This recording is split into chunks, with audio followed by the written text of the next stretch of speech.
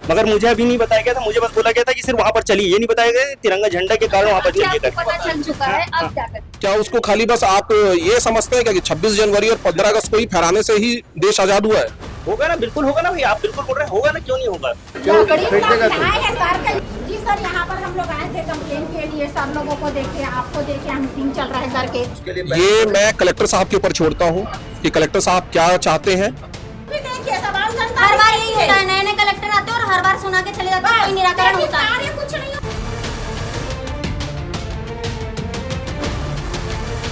तिरंगे झंडे के अपमान को लेकर के आज जिला मुख्यालय में बड़ा विवाद हुआ। कुछ एडवोकेट थे, कुछ वकील थे, जिन्होंने तिरंगे झंडे को जमीन में पड़ा देखा और उन्होंने शायद इस बात की सूचना कलेक्ट्रेट परिसर में कार्य करने वाले कर्मचारी को दी, लेकिन उनके द्वारा कोई उचित रिस्पांस नहीं दिया गया, जिसके बाद से काफी विवाद की स्थिति उत्पन्न हुई।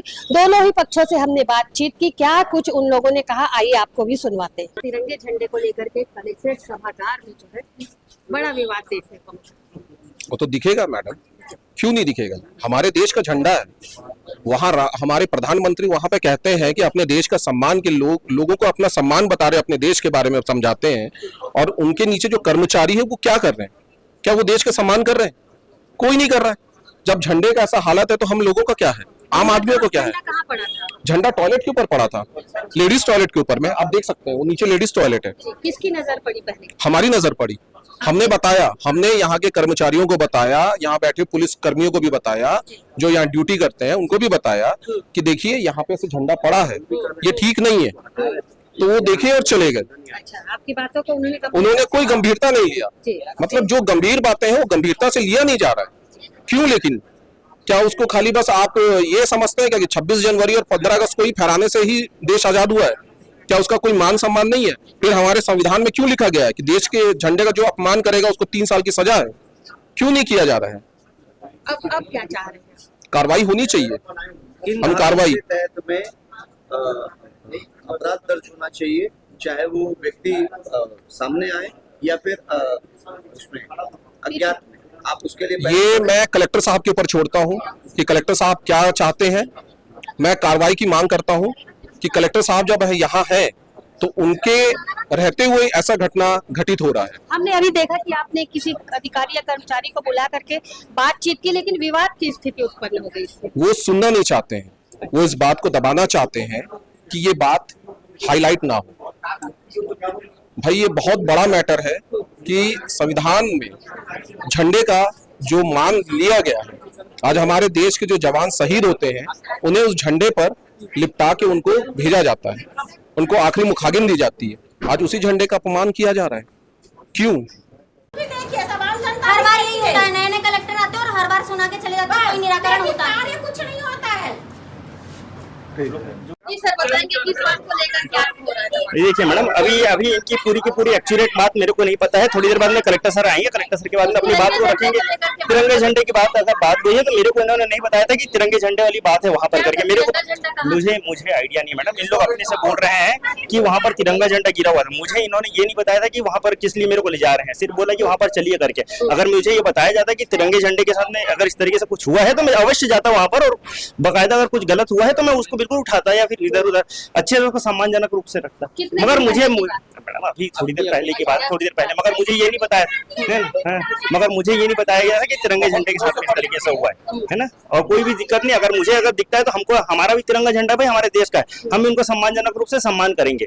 मगर मुझे अभी नहीं बताया गया था, मुझे बस बोला गया था कि सिर्फ वहाँ पर चलिए, ये नहीं बताया गया तिरंगा झंडा के कारण वहाँ पर चलिए करके। पता चल चुका है, अब क्या करें? भाई ऑब्वियस बात है, उसका सम्मानजनक रूप से उसके रखेंगे, हमारे पास में रखेंगे, उसमें कोई दिक्कत नहीं है। होगा ना, बिल्कुल होगा ना भाई, आप बिल्कुल बोल रहे हैं, होगा ना, क्यों नहीं होगा। बोल देवे कोनो फेंक दियो वाला झंडा ये देखो ना सर, ये थोड़ी देर पहले ये उड़ा नहीं है, ये देखिए सर, लकड़ी में वो लपेटाया हुआ। वो कैसे रखेगा? भैया बैठक को लोग नहीं बोल तो काला बोल जाओ बोलते हैं। क्या हो गया?